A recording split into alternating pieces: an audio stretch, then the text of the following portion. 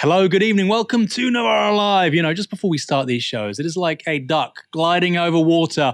All you can see is this cool waterfowl, but paddling beneath furiously are two little legs. That's how I like to think of our team here on our nightly show. I'm Marvin Bastani. Tonight I'm joined by Jonas, Marvin, organizer and political commentator. Jonas, how are we? I'm good, Aaron. How you doing? I'm very good, mate. Before we go any further, it's the first time we've had you on. You're writing a book. It sounds very interesting. What's it about? Thanks. Yeah, the book is about the decline of the English working class as a political and social agent, and how that decline was enabled by racism, changes in the country's physical space, and in techniques of population management. So I'll have to finish writing it at some point. I'm not going to lie, sounds like a great book. I'm not buttering you up because you're the co-host tonight. That sounds fantastic. Coming up on tonight's show, we'll be talking about violence against women and girls, with police saying it's a national emergency. A unity deal has been reached between Palestinian factions Hamas and Fatah to govern Gaza. What a breakthrough that would be.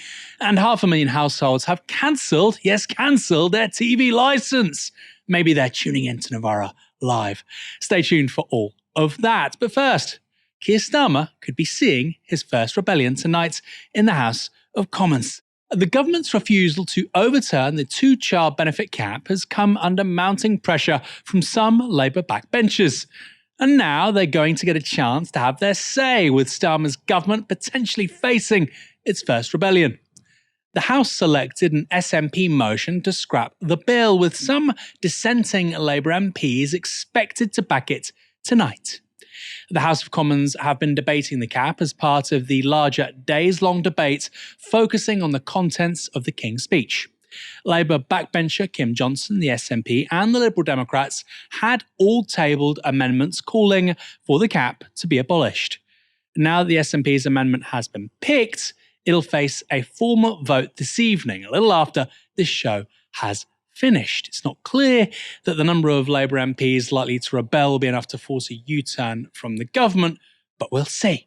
We do know that MPs from across the Labour Party do oppose the change not happening so far, including Zara Sultana and Rosie Duffield. And then, of course, there's Big Johnny Mac. John McDonnell confirmed his intentions with this message. I was in Parliament in 2015 when it was introduced, and I condemned it and voted against it then. It's really iniquitous. It's forced large numbers of children into poverty and caused real hardship. So I believe we should get rid of it at the first opportunity. And that's why I'll be voting for the SNP amendment. I don't like voting for other parties' amendments, but I'm following Keir Starmer's example. As he said, put country before party. So I'm putting lifting children out of poverty before party whipping or anything like that. Quite cheeky by John McDonnell. I'm country before party. That's why I'm defying the whip. It's a good argument, isn't it? News just in from Tribune magazine's Taj Ali may mean that any rebellion comes at a cost, particularly to members of the cabinet. Sources have told them that the party has threatened to remove the whip from any party voting to remove the cap. That is extraordinary. Remove the whip. That's a pretty authoritarian response to a bid that aims to reduce child poverty. And it's made all the worse because, as the debate over the policy continued in the Commons over the last few days, there did seem to be a shift in the government's position on it. Speaking on Sky News yesterday, Education Secretary Bridget Phillipson said this. This was not a policy that a Labour government introduced. We are aware of the evidence around this, and as part of the review that we will conduct in the months to come, we will consider that as one of a number of ways, all levers, as to how we can. We will look at all levers in terms of how we can lift children out of poverty. Until now, the government hasn't made any commitment to even considering the two-child cap and getting rid of it. So including it there among the levers, quote unquote, they're looking at for lifting kids out of extreme poverty is a sign of progress. And later in the day, Prime Minister Keir Starmer seemed to back up Ms. Phillipson's comments, saying this. What the Education Secretary said this morning, I agree with. We will make sure that the strategy covers all the bases to drive down child poverty. No child should grow up in poverty. If only the Prime Minister agreed. Oh, wait a second, you are the Prime Minister. Again, it looks like it could be progress, but don't get too excited, because Number 10 later denied that the government had changed its position. And this morning, Work and Pensions Secretary Liz Kendall took a more combative approach. Let's be clear, you are choosing not to get rid of it. This is a political choice. If you wanted to prioritise it and get rid of the two-child benefit cap, you could right now. It is a political choice to prioritise driving down child poverty and driving up opportunity. Look, I don't need anyone telling me about the impact that child poverty has. I've got a third of children in my city, in Leicester, growing up poor. I've chaired Feeding Leicester, the programme to end hunger in my city. But I've also seen people dying, waiting for NHS treatment, and my council budget cut by a third. The appalling state of housing in this country, millions of people written off who want to work and who could work, but have been denied support and then blamed for the position they are in. We face a dire inheritance from this government. We can't change it all overnight, but we've rolled up our sleeves and we've taken action, including the start of this work to drive down child poverty in our country. We are absolutely determined to make a huge difference here, because it's not just an issue for children and families now, it harms the future chances of their aspirations and the country as a whole. We will act, and we will always show, if we make a commitment, how we will spend for it. And that's the absolute focus of this government. It might also be that Labour has started trying to find the money to cut the cap. Yesterday, Chancellor Rachel Reeves announced this. Reeves to appoint COVID corruption czar. Always sounds good, doesn't it? Reeves will appoint a new COVID corruption czar to try and claw back £2.6 billion of public money she believes was lost to fraudsters during the pandemic. Of course, it was a lot more than that. According to the IFS, scrapping the cap would cost around $3 billion a year. I've seen a bunch of numbers for that. That's the upper estimate, meaning that recouped COVID money could make a significant and very showy dent in the cost. But for some politicians, or should I say former politicians, the two-child benefit cap is just a laughing matter. This was former Labour MP Jonathan Ashworth talking about a potential Labour rebellion in the Commons tonight. The Tory party is ruthless. The Labour Party tends not to be very good at getting rid of leaders that it thinks are duds. On saying all that, I'm not remotely suggesting. You put up with mediocrity for longer. Is that what you're saying, we've got an excellent leader at the moment who's given us a landslide victory, which is why, by the way, he won't be losing any sleep over that. That's interesting. The lefty Labour MPs voting against him. Do you think he'll be quite pleased? And not pleased is probably the wrong word, but in some ways, do you think that it actually might help him? To show that he's taking on the left. I think it will show that he what he said in the election campaign, that he's only going to deliver things that he can properly fund. I think it will show the British public that he's a man of his word. But also, look, John's getting very excited in John's typical way, and credit to him. I think, I love John Craig. I think he's fantastic. But when you've got a majority of whatever it is, this huge majority, no one's going to worry too much about, a handful of Labour MPs voting against him tomorrow night. He won't be worried about those lefty MPs. You sound like a Sun editor. You're a former Labour MP. You served in Jeremy Corbyn's shadow cabinet. Those lefty MPs. Yeah, the Labour Party is meant to be a centre-left party, John. Hate to break it to you. Maybe it's the fact that you forgot that, which explains why you lost your seat. You're such a smart political operator, you decided to single out Bangladeshis when you have huge numbers of British Bangladeshis in your constituency. Or should I say, former constituency. And not the sharpest tool in the box. Of course, these people perennially fail upwards. He immediately got a job as a chief exec of an organisation despite losing that seat. Like I say, lefty MPs. Who are you? Rupert Murdoch? It isn't just backbench opposition MPs who support lifting the cap. Trade Unions Congress President Matt Rack, as well as other affiliated union leaders, urged Keir Starmer and Deputy Prime Minister Angela Rayner to scrap it at a meeting today. Train Drivers Union ASLEF has also called for the cap to be shelved, as well as several children's and poverty charities. And the call to bin the cap also received support from an unexpected quarter in Parliament yesterday. There was one thing that struck me in the King's speech. It wasn't the long list of policies that will no doubt damage our economy. It wasn't the vague promises that will not survive contact with reality. No, Madam Deputy Speaker, for me, the thing that was conspicuous by its absence was the total failure of the Labour government to deal with child poverty and scrap the two-child benefit cap on welfare. Yes, you heard that right. Madam Deputy Speaker, I am rising.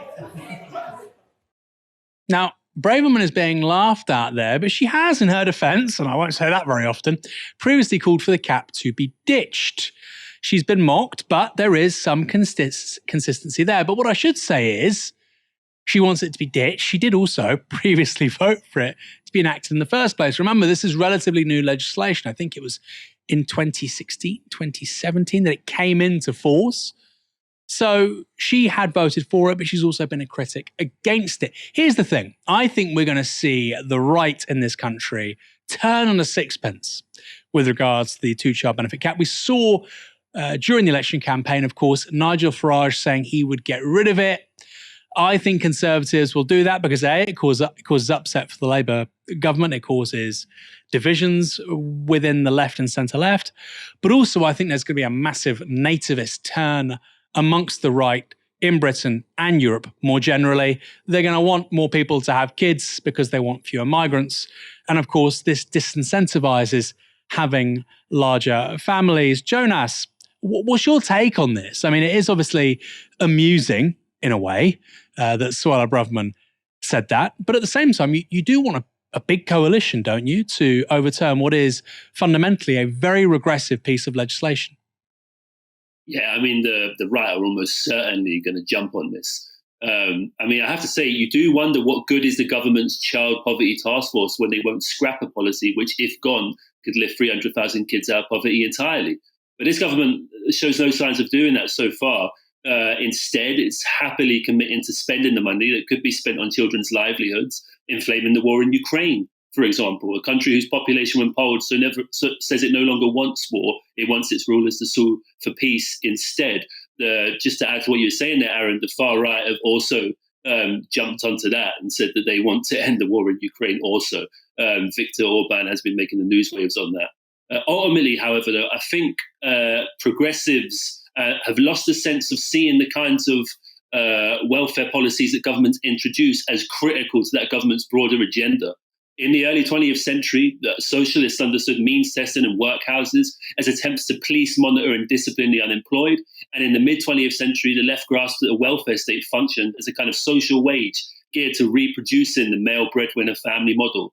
Now today, whilst it is absolutely the case that welfare policy such as the two-child benefit cap is driven both by a kind of cruelty that governments triangulate sections of the public over, alongside the elected government's acceptance of fiscal limits, this is the overwhelming reason Starmer and Reeves put for not wanting to scrap the cap, there is something more at play here.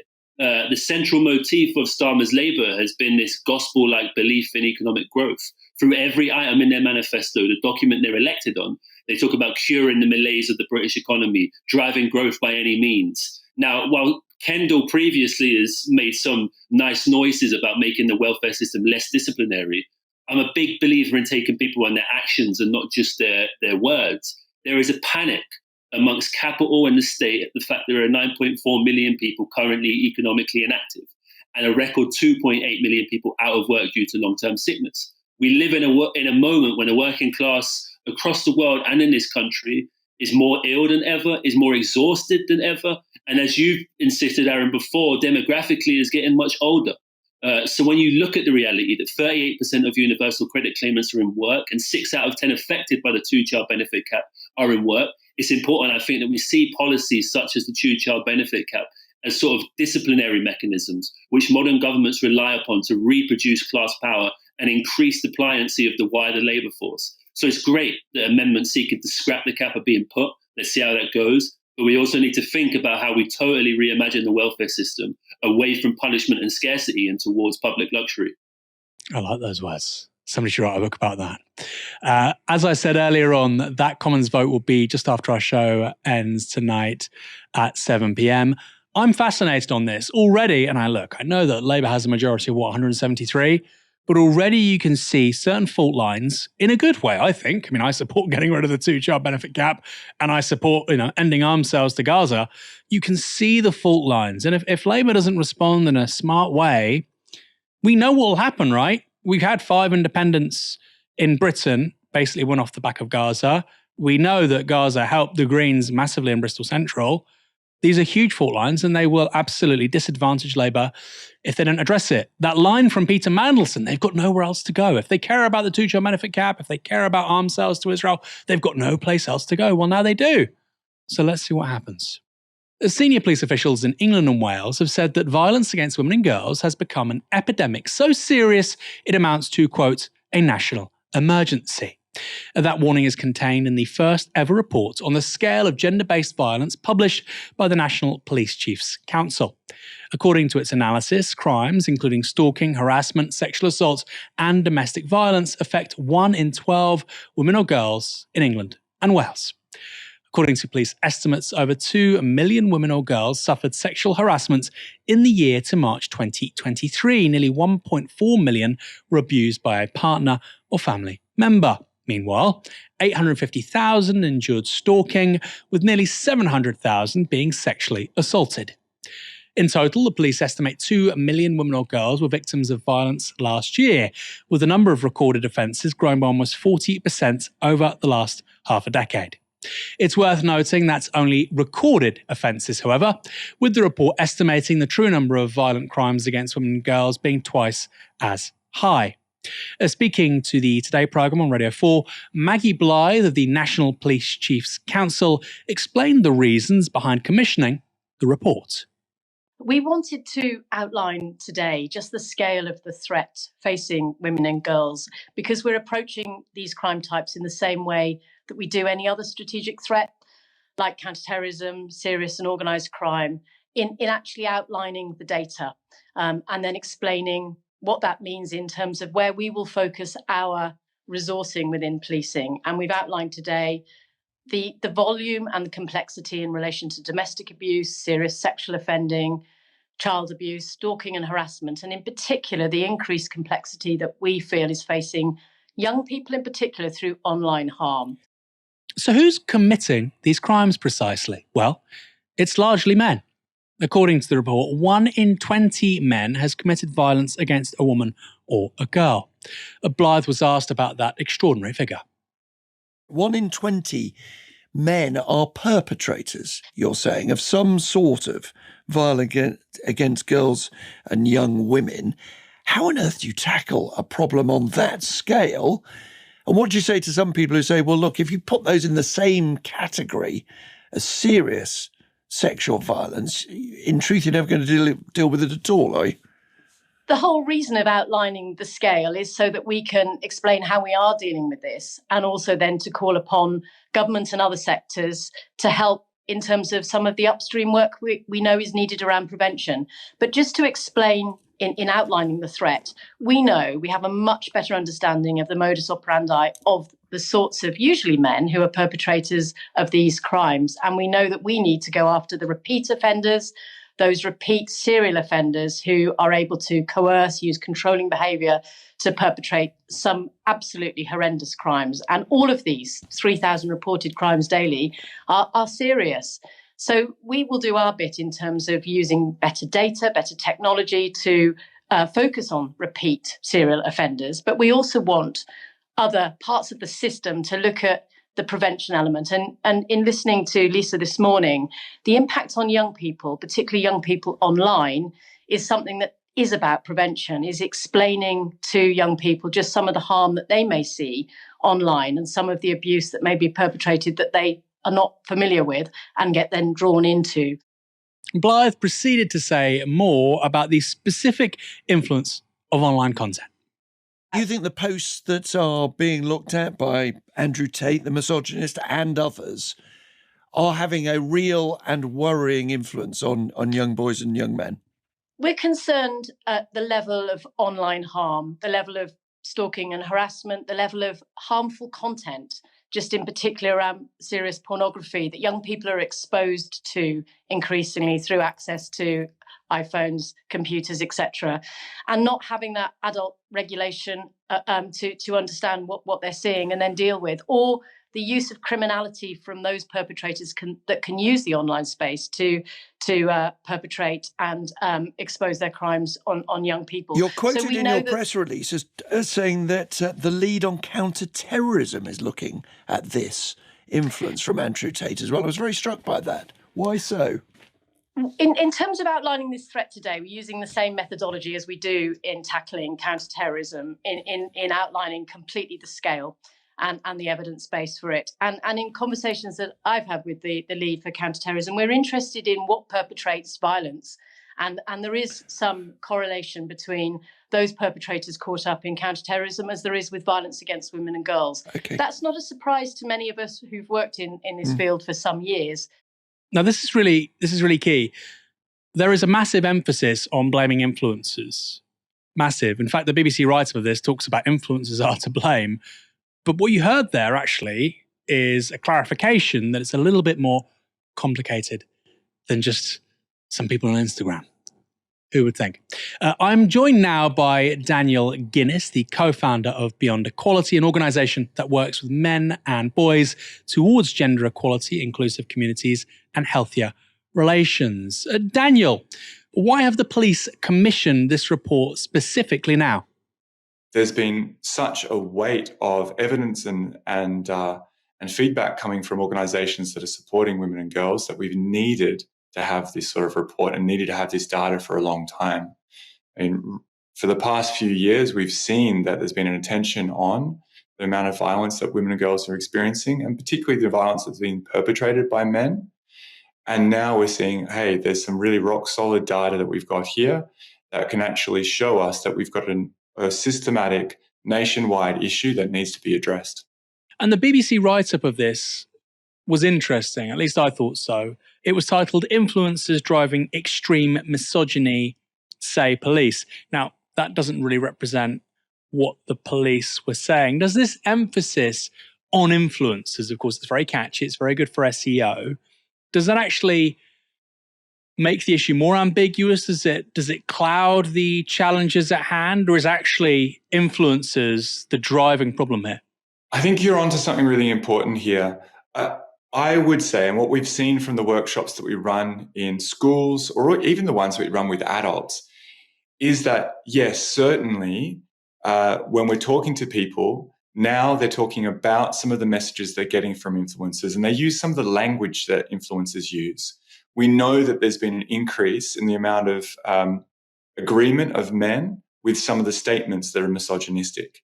However, these don't come from influencers themselves. Like, the ideas have been there for a long time. The ideas have been seen in other forms of media. The ideas have been ingrained in some parts, some aspects of certain places of our culture, where we accept that there's going to be a degree of harassment, or we excuse it or look the other way or call it banter or say that people are just joking or messing around, or, can't you take a joke?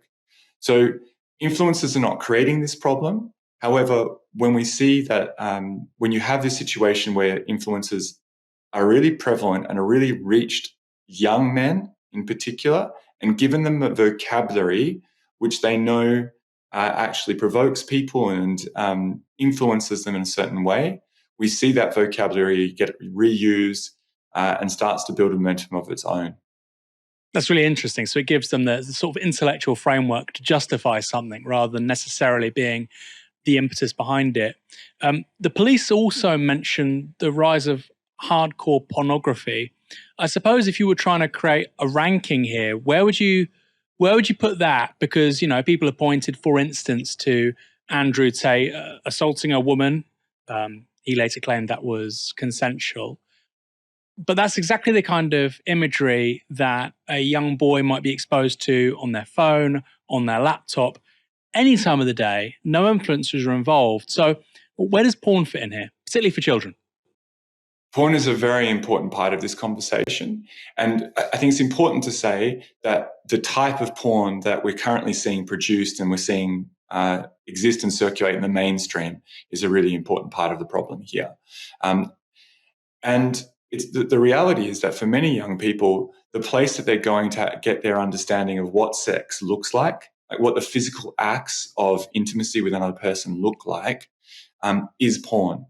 And it's not from like a trusted adult or from an education service, but rather it's from this source that is often or very rarely has any form of consent. Sometimes the general idea of the scene is that consent wasn't there.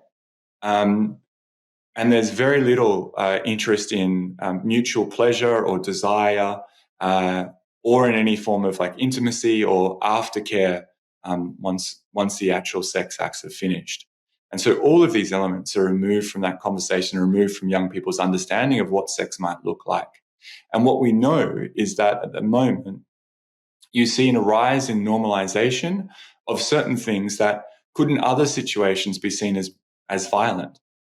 So, for example, there's a growing number of young people who view choking as being a very normal, everyday element of sexual activity. And if that's the expectation, what young people are coming into sex with, then both there's this pressure upon people to be perpetrating or carrying out that sort of action. And there's also, like, conversely, at the exact same time, there's an expectation this would be happening without a conversation, without checking in, and it would need to be accepted by the other person. And so what we end up here is a situation where consent is less and less and less likely to be actually present in those initial interactions or initial sexual experiences of young people.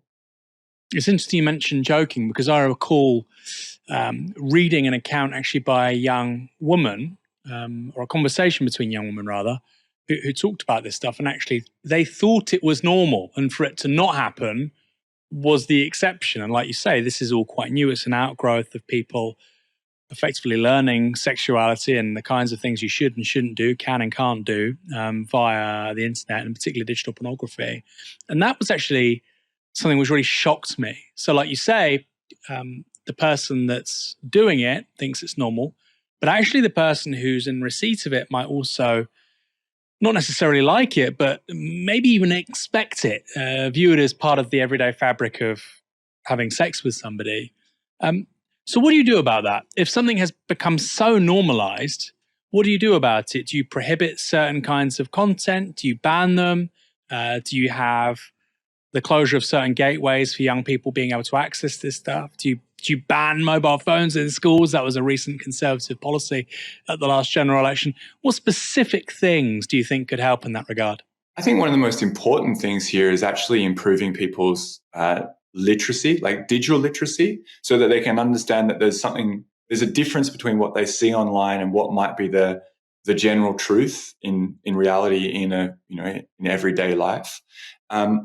So that's one part of that education. And another part is around healthy relationships. So this is talking not only about the sexual health aspects of sex, but also around what are those connections that we need to have around with people, and how do we actually explore what they might want or what they might not want.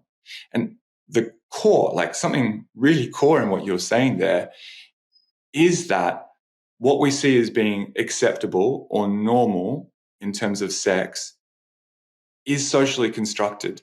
Now, I remember back when I was at school, perhaps we're of a similar generation, I'm not sure, but there was more of a conversation or a realization that there had been a built-up idea that women in particular would say no a few times, but men should keep on chasing.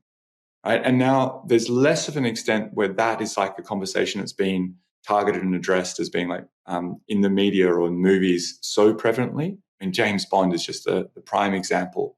You look at the movies, James Bond movies from 30 years ago, from 40 years ago, and that was like one of the key plot lines. So we can see that some of these social norms change over time and how we think about sex change over time. And again, we need to have another conversation about this particular thing, about choking, and anything else that might be putting people at risk of harm, which is the case if someone is being choked without their consent and if someone feels like they have to put up with any pain or discomfort that comes with that action without being able to actually express that to their partner. I suppose, though, I would sort of push back and say you're talking about literacy, hugely important. I mean, I think any sensible person would say, yeah, we need more literacy and stuff. But when you've got young people on phones, on computers, and I like phones and computers. Some people are watching this right now on their phones and computers, but they're on them 3, 4, 5 hours a day. It feels to me like maybe you can't really win that battle because literacy is literally being cultivated in those spaces. But in any case, how do you try and resolve these issues? If you encounter a young man, for instance, who is guilty or has, undertaken certain things which are maybe not necessarily criminal, but borderline non-consensual, how do you get them to change their behavior? I think we can actually start the conversation one step beforehand, which is to recognize that we need to prevent the ingraining of the sorts of norms and ideas and ingraining of the attitudes and behaviors before it leads to that harm. And we should be doing that work with all young men and boys, and we should be doing similar pieces of work with people of all genders. There is a piece here around how do those expectations of men, and particularly of heterosexual men, to be initiating sexual relationships, how does that impact upon like the resulting levels of violence? So that's an important point of preventative education work that happens before we get to that situation. Working with someone who's already done something that might not be explicitly violent, but is somewhere leading towards that. I think it's very important to hold a balance between compassion and responsibility. Now, responsibility is key. We need people to recognize that their actions had consequences, and those consequences are causing harm for other people. That's a non-negotiable. That's that level of both awareness raising and empathy that needs to be developed among many people, but particularly amongst young men, as they're understanding how these things are impacting on the people around them. At the same time, there can be a space for some compassion here. Now, I'm trying to be very careful here because I'm saying this in the sense of how do you actually get someone to change their behavior, right? As opposed to how do you deal with a situation where there's someone who's experienced harm, right? But if we're talking about behavioral change and attitudinal change, then we actually need to open up a space where young people can talk about what do they experience, what do they hope for, how do they see the world? Because if you can get them to start talking about those things, then you can really start to dig beneath and allow them to recognize the ways in which what they're doing and the sort of attitudes that they have are impacting upon their behaviors and impacting upon other people. And that's that explorative phase that's really important. And it comes from this recognition that people don't just do things, but they do things that they've been taught either explicitly or by looking at the people around them. They've been taught are appropriate, or they've been taught are going to benefit them, or they've been taught are going to have no consequences. And so we need to be doing that work to unpack all of that socialization that these young men have already experienced. And that work, because it can be really confronting, and it can actually be saying to somebody, you know what, the way that not only you've behaved and the beliefs that you have, but maybe the beliefs that your brother or your cousin or your uncle hold and have taught to you, those things are a part of this problem. That's a very challenging thing to hear. And so holding space that's that is compassionate can be an important part of that process for change. All the while, making sure, and I re-emphasize here, making sure that there's space and clear taking of responsibility for any harm done. Daniel Guinness from Beyond Equality, thanks for joining us. Really interesting. Like I say, the explanation there actually was quite illuminating about the influencer angle. And I kind of get it now, having had that conversation, right? The influencer and the role, the pernicious role they have in all this is rationalizing, justifying stuff that is obviously centuries old, millennia old, or that might be picked up through seeing violent content online. But it's the rationalizations from somebody like Andrew Tate, which is relatively new. So I don't agree with this obsession with Andrew Tate. I don't understand it at all. That has clarified, I think, quite a lot. While in opposition, Keir Starmer's Labour were too slow to call for an immediate ceasefire in Gaza. That was a political error that cost the party 5 seats at the general election, each taken from Labour by a pro-Palestinian independent MP. And it nearly cost them a lot more, with several big names, including Health Secretary Wes Streeting and Home Office Minister Jess Phillips, retaining their seats by a whisker. But now that they're in government, has Labour maybe turned a corner?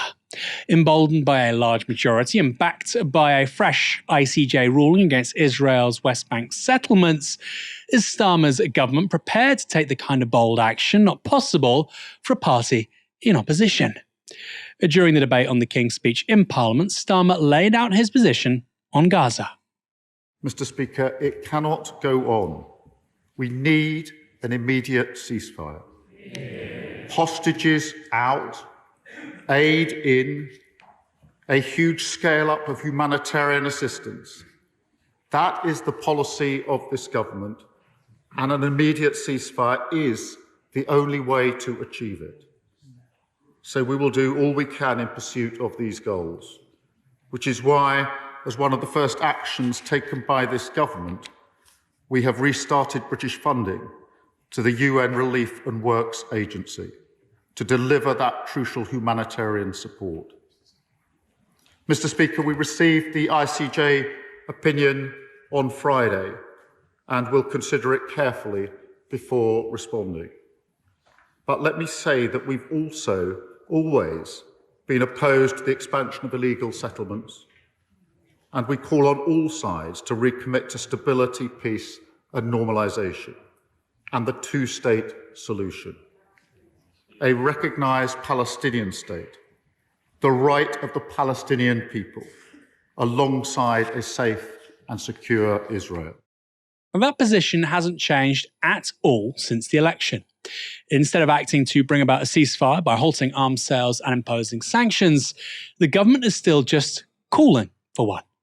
But calling is something the opposition generally does. Governments are able to actually act. They can do something if they want to. And unlike other European countries, including Spain and Ireland, who do recognise Palestinian statehood, Labour says it wants there to be such a state while falling short of actually recognising one. Now, Starmer mentioned the two-state solution there. That's an ideal long broken by Israel's failure to respect the existence of a Palestinian state. But one way to try and repair it is through international pressure, from allies in particular, forcing Israel back to the Oslo Accords. Last week, British Palestinian Lib Dem MP Layla Moran put that point to new Foreign Secretary David Lammy. But it is also right we start thinking about not just the next day, but how do we stop this from ever happening again? And there is only one viable answer to that, and that is the two-state solution. That is our North Star. It's the keystone to stability in the region as well. But I have to express disappointment that the Foreign Secretary refuses to pull the lever that would best signify our commitment to it, which is to recognise the Palestinian state on 1967 borders. Ireland, Spain and Norway did it this May. Will he consider it? And if he won't, why not? There is no confusion on this party's position on Palestinian recognition. We are committed to Palestinian recognition. We hope to work with partners to achieve that when the circumstances are right. And I say to the Honourable Lady that it is my sincere hope that that Biden plan is adopted in the coming weeks, that we get to the immediate ceasefire that this party has now been calling for since, well, it's now a good almost 8 months since we've been calling for an immediate ceasefire. And under those circumstances, we can work with others because Palestinian recognition is not the end in of itself. It is actually a two-state solution that is the end in of itself that we want to achieve. It's hard to see how you get to a two-state solution without recognizing two states. I'm not the foreign secretary, but that seems relatively obvious to me. But one very immediate action the government could take is halting arms sales to Israel. The British public has still not seen the government's legal advice on continuing those sales to a country that has been accused of committing war crimes in Gaza. Remember, there could be arrest warrants for Netanyahu and Yoav Gallant in the next couple of days, the next couple of weeks. We're selling those people weapons. Now, the Conservatives refused to publish, despite then Shadow Foreign Secretary David Lammy calling on them to reveal those bits of advice. And now that he's the Foreign Secretary, however, David Lammy seems to be changing his tune. Here was his reply to something asked by Lib Dem Munira Wilson. Liberal Democrats have long called for arms sales to Israel to be suspended whilst there are questions over their human rights record. As Shadow Foreign Secretary, he called on the then Conservative government to publish the legal advice they'd received on this matter. Will he commit to doing so now? In all seriousness, because it's a very serious point, I will seek to make my decision with full accountability and transparency. You're the government. The government has to do stuff. The government doesn't just issue press releases and condemn people and call for. It does stuff. You're the government. You're in charge of a country with 68 million people. You do stuff. It's not PR. You don't work for a communications agency. You're the Foreign Secretary of the United Kingdom of Great Britain and Northern Ireland. Start acting like one. He can't say if he's going to recognize Palestine, we have the intention to recognize Palestine. Well, if you want to recognize them, recognize them. What's stopping you? If there's something stopping you, say what it is. What are the conditions they have to meet for recognition? Maybe they can act accordingly. Accountability, transparency. Look, forget the buzzwords. We're not working at Goldman Sachs, ESG. We're not doing corporate responsibility. You're a democratically elected official. You're being asked about something which you previously asked for yourself. It's not about accountability, it's about hypocrisy, which, by the way, is seeping out of every pore of your body right now.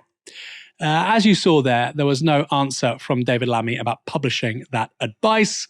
Labour MP Zara Sultana has tabled an amendment to the King's Speech calling on the government to immediately halt arms sales to Israel. On Radio 4's Today programme, Michelle Hussein asked Work and Pensions Secretary Liz Kendall her views on the matter. In parliamentary business, there is going to be an amendment put forward today by the MP Zara Sultana and others relating to Israel and Palestine. Will you support it? The Prime Minister was crystal clear yesterday in his statement to Parliament about what we are working to achieve, which is an immediate ceasefire. That's part of the text of this amendment, upholding international law, expressing horror at the deaths of more than 38,000 people in Gaza, 1,200 in Israel. It also includes immediately suspending export licenses for arms transfers to Israel. Can you support that? The Prime Minister has set out our roadmap to get that immediate ceasefire, to get that we want to see the hostages out, the aid in, as part of a long-term two-state solution. That is the approach of this government. I know many colleagues, my constituents too, feel passionate. This is an immediate action, isn't it, that the UK can take, suspending export licenses for arms transfers to Israel? Well, the immediate action we are taking is working with our international allies. That's not something the UK can deliver. The UK can't deliver a ceasefire. It could do this, however. Liz Kendall, sorry, let me just ask you this, because on this question of export licenses, David Lammy in opposition committed to publish legal advice on that subject. Will you in government publish legal advice on arms exports to Israel? Well, David Lammy and Keir Starmer have been really clear about our approach on this. And let me just say this to your... Are you going to do something your, different in government than you did in opposition? We're actually campaigned as a Change Labour Party, and we will deliver as a Change Labour government too. We want to see that immediate ceasefire. The only long-term solution to the horror that we're seeing in Gaza is to get that ceasefire and build towards a long-term two-state solution. We are working extremely hard on this. David Lammy has already visited Israel. I know he's in those long-term discussions. Colleagues feel very passionately about that, as do people across the country. Will you publish legal advice on arms exports to Israel? As you said in opposition, you do. Look, we will be setting out more plans, I'm sure, in the weeks and months ahead. But what I would say to your listeners is we are determined to do everything we can as an international ally to get that immediate ceasefire. The urgent priority is to stop the fighting now, to get the hostages out, to get the aid in. And that's what we'll work to deliver. And that's Liz Kendall there saying, we'll do everything in our power to get a ceasefire. We'll do everything, anything. Everything that is except halting arms sales, criticising Israel or recognising the reality of Palestinian statehood. But apart from that, we'll do absolutely anything. I'm the genie in the lamp. You have three wishes. Jonas, what did you make of Liz Kendall's comments there? Well, yeah. Keir Starmer says in his comments speech that the situation in Gaza is intolerable. He says that the situation cannot go on. But like you allude to, what is he actually prepared to do about it? Opposition to illegal settlements, support for a Palestinian state, and the restoration of UNRWA funding are welcome, especially when you consider how dire the situation on the ground now is in Gaza, as disease, as famine, and continued bombardments rage. But the position that Keir Starmer has now is that it brings us back to the position that David Cameron articulated in 2015. When it comes to actually putting your money where your mouth is, Labour, like Liz Kendall today, refused to even agree that the government will publish legal advice on the matter of ending export arms licenses to Israel. So this government certainly won't be supporting the amendment to the House calling for an end to export arms licenses. On Palestine, I think we see a glimpse of how this government will seek to maneuver. For all of the talk you get from the current Labour establishment about deliverism, when they don't want to, or when they feel they can't deliver, they truly believe that if they sprinkle enough fairy dust over the issue, a mass public that's politicized, well-educated and well-organized, as it is over Palestine at the minute, they think that public will simply bow down and take it. So whilst many have welcomed the appointment of the progressive lawyer Richard Hermer, a critic of Israel, an opponent of Michael Gove's anti-BDS bill, I think with the Starmer regime, the government, the good news ends there. David Lammy has made Labour's stance clear, I think. He's not content enough to reverse his promise to end British obstructions of the ICC's arrest warrants for Netanyahu. But he's gone out of his way now also to visit, shake hands and break bread with some of the top officials of the Israeli administration, including the Prime Minister himself and including the Minister of Foreign Affairs, Israel Katz, a man who warned Palestinian students who simply waved their national flag that there would be another Nakba if they continued to do so. A man who today implicitly denies a future for Palestinian self-determination in the Gaza Strip. I think at the end of the day, if the government is unwilling to exercise what leverage it has, they have to bring an end to Israel's colonial genocide against Gaza, then they are embracing a long line of British state officials who have enabled, backed and facilitated Israel's ethnic cleansing of Palestine. The fact that leading Labour lights have repeatedly taken to the airwaves to discredit pro-Palestine independent MPs suggests that they're more interested in citing a kind of Islamophobic moral panic against precisely those voices in Parliament who are putting forward the practical proposal to end Israel's bloodshed. Not only this, but by attacking and discrediting those democratically elected independents like Shoka Adam, who put crybabies like Jonathan Ashworth out of a job, the Labour establishment are making it clear that they want to demonise sections of a multicultural working class who are organising for in an unprecedented break in the history of Britain, independently of the Labour Party. The task for people who organise in solidarity with the Palestinian people, like I do in my city, is to treat this government like you treated the last. The Labour government is setting out its stall and it's not good. I personally don't trust the promises of a Palestinian state when the people who are pushing it are David Lammy, Keir Starmer, and Liz Kendall. Yeah, and there's definitely something to it. It's a very interesting tension there because, like you say, they're exposed. Voters have somewhere else to go. Just to be clear, there were fewer than 700 votes in Jess Phillips' seat. Fewer than 700. Fewer than 550 votes in Wes Streeting's seat. And I think the independents winning, they don't end there. Powerful Western countries like the US and UK have made it clear they're not on the side of Palestinians, but much of the rest of the world is, including the emerging superpower, China. And today it's been that country, rather than the so-called world policeman in the United States and his little poodles in Europe, who've made a remarkable breakthrough in Palestinian politics. In Beijing, a deal of national unity has been signed between Hamas, which de facto controls Gaza, and Fatah, the political group which has partial control of the occupied West Bank. China's Foreign Minister Wang Yi described the deal as laying the ground for a, quote, interim national reconciliation government to jointly rule post-war Gaza. And the so-called Beijing Declaration was not only agreed by rivals Fatah and Hamas, but also signed by a further 12 political groups in Palestine. The agreement also marks a clear rejection of US and Israeli plans for the region. Those countries have called for a more amenable, revamped Palestinian Authority to govern post-war Gaza. A Hamas-Fatah unity government is certainly not what they had in mind. And speaking to the importance of international cooperation if a Palestinian state is to be realized, China's Foreign Minister, Yi, said this.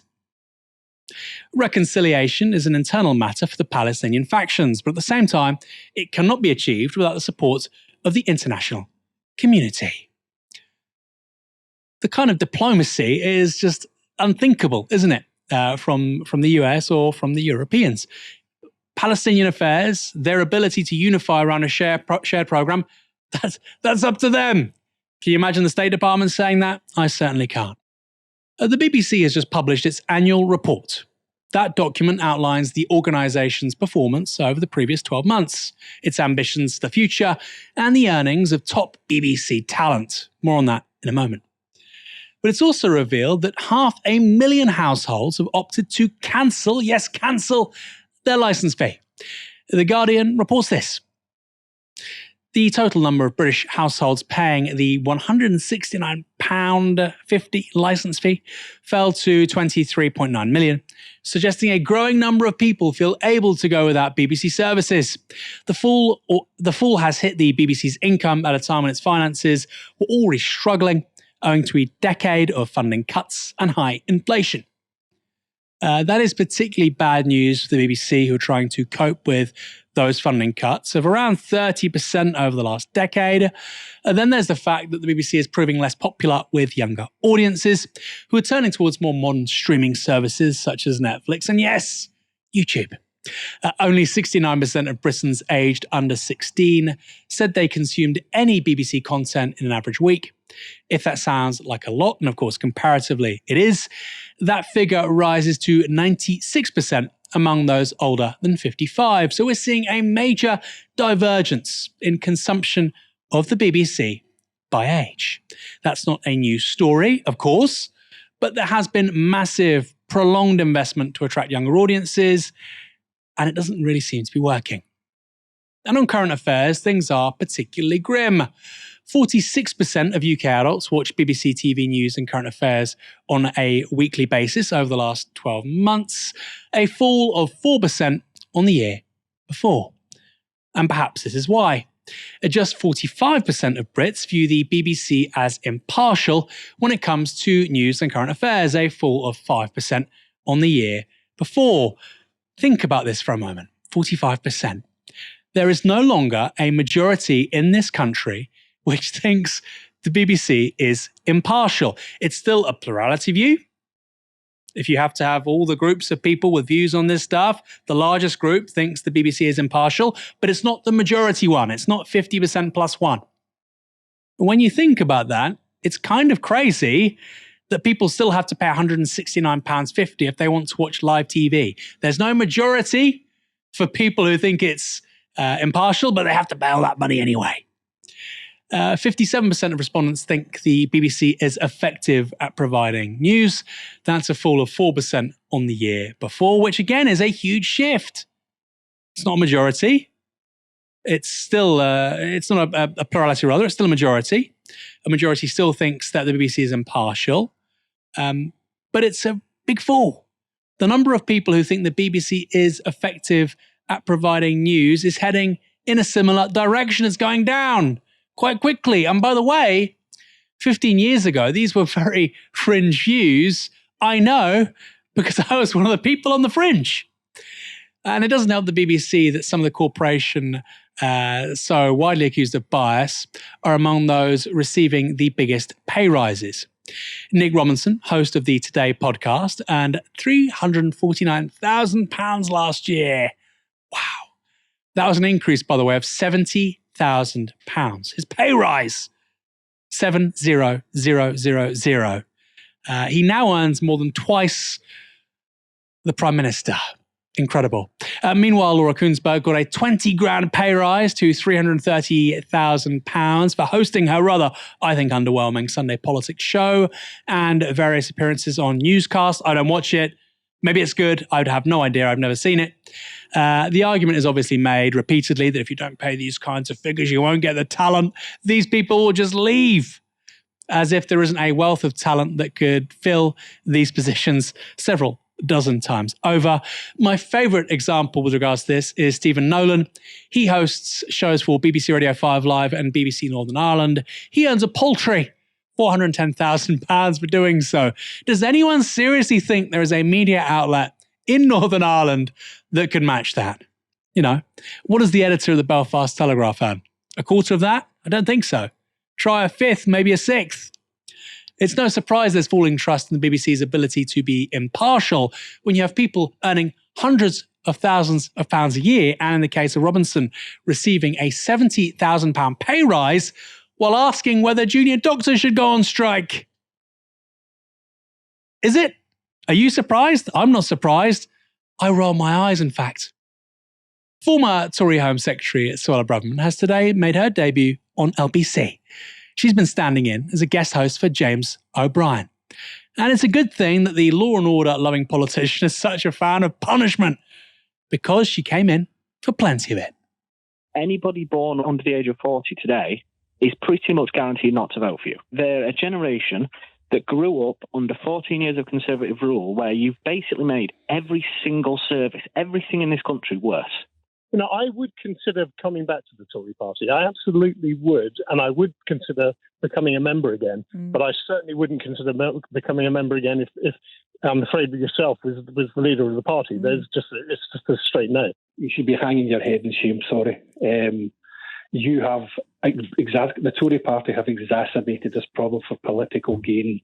Let's not mealy mouth. We know what politicians are like. It is a problem, I agree. It is a significant problem. But you have used this, and there has not been one word of apology come out of your mouth this morning.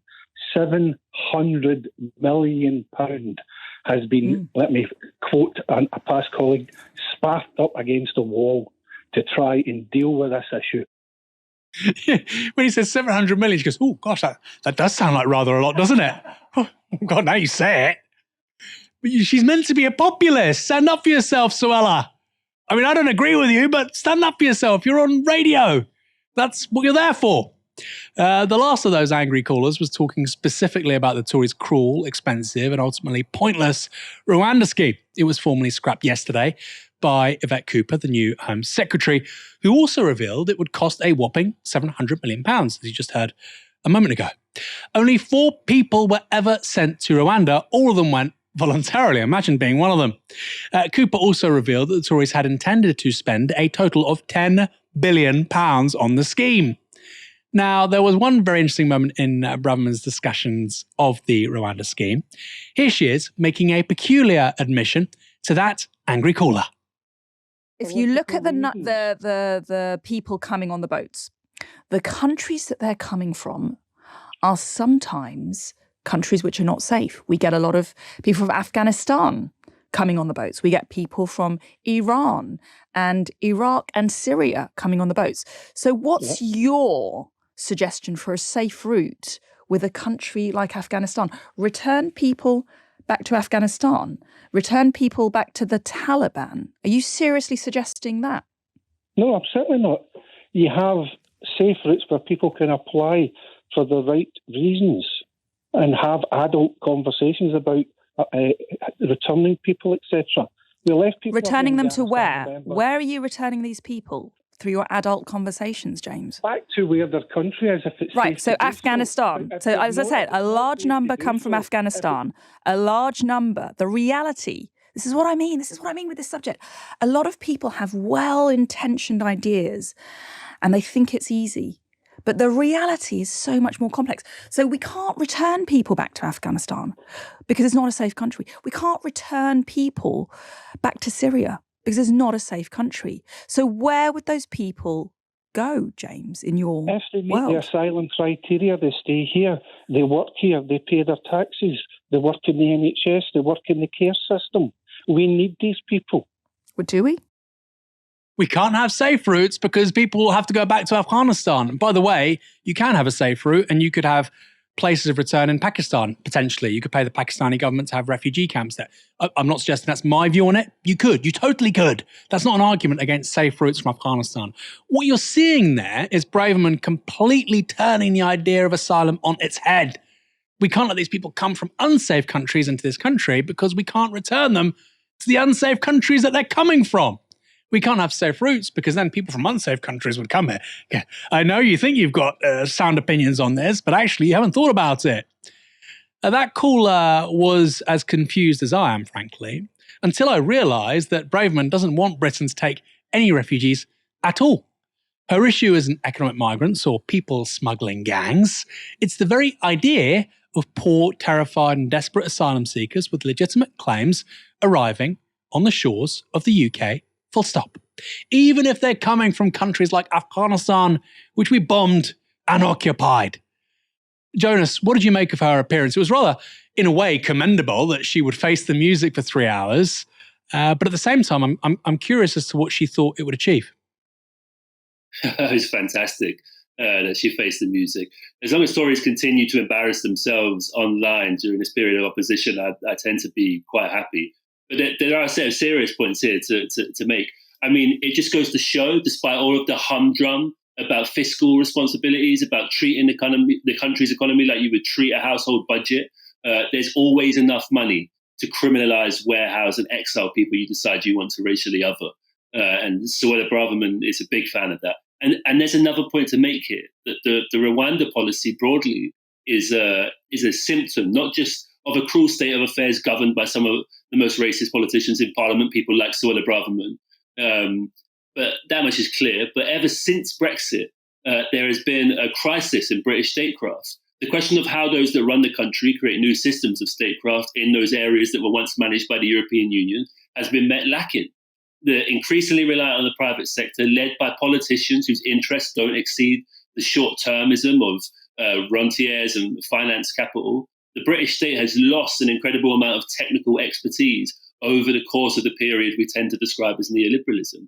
Instead, you have the Rwanda scheme, which besides being an unspeakably repressive expansion of state powers against some of the most vulnerable and vilified people in the world, was also an experiment that we had come to expect from someone like Boris Johnson, showing all of the traits of his previous vanity projects, yet this one centrally geared towards ruining lives. And it's also worth saying that this scheme didn't emerge from Johnson's head. It's drawn from the playbook of the EU's own Fortress Europe. Like the EU's neo-colonial deals with states such as Libya, the British government loaned out its border system to another state. Like the EU's violation of international maritime law, the British government routinely talked about defying international and Europe-wide laws. So whilst the British government could no longer rely on the same division of labour as it could whilst it was a member of the EU, it could certainly apply the vast amount of practical lessons that the EU has provided in policing Europe's borders and murderously refusing entry to the world's most vulnerable. And I add this, the same question beckons for this new Labour government. We've got to remember that it was Tony Blair's Labour that created a litany of PFI-funded detention centres, who imposed voucher schemes on refugees, operated a system of forced dispersal. It's this tradition that Yvette Cooper proudly lauds when she briefs to The Sun that her Home Office will raid barbershops and car washes in pursuit of failed asylum seekers.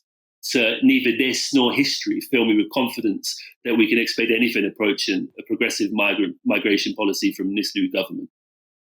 I have to say that the 10 billion figure, mind-boggling. That's what Crossrail cost, 10 billion. Let's just give it to Paul Kagame, by the way. Paul Kagame, he's the big man down in Rwanda, democratically elected, not really. He is raking it in, you know? He should be making Instagram posts about how to make money. Don't hate the player, hate the game. Lastly, on policies related to Braverman, there's another bit of good news for those who might seek asylum here in the UK. The new government has confirmed that the Bibi Stockholm asylum barge in Portland will close in January after costing the country millions. I don't know if people watching or listening have been to Portland and Dorset, West Dorset. There are already 2 prisons there. Okay, they don't need more prisons. It needs money, it needs investment. How about you give the people living there something? Make a change. Thanks, Jonas, for joining me this evening. Thanks for having me, Aaron. Thanks, everyone, for watching tonight. Come back tomorrow for another live stream from 6 p.m. For now, you've been watching Novara Media. Good night.